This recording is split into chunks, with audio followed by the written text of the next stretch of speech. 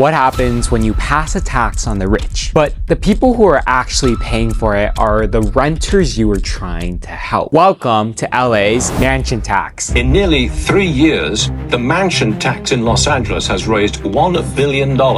However, only 10% of that money has been spent so far. In 2022, LA voters passed Measure ULA, a 4% tax on property sales over $5.3 million, jumping to 5.5% over $10.6 million. The pitch: a tiny tax on mega mansions to fund affordable housing and emergency rental assistance programs. Over 58% of Angelinos said yes. But the tax doesn't distinguish between a Bel Air mansion and a 100-unit apartment building. It hits gross sale price whether the project is profitable or not. So developers and lenders stop touching LA. Multifamily land sales above the threshold are down nearly 2/3 since the tax has passed. LA issued permits for just 7,363 multifamily units last year, down 46% from 2022, the lowest since 2013. Latera Development used to build up to 1,000 units a year in LA. Since the tax,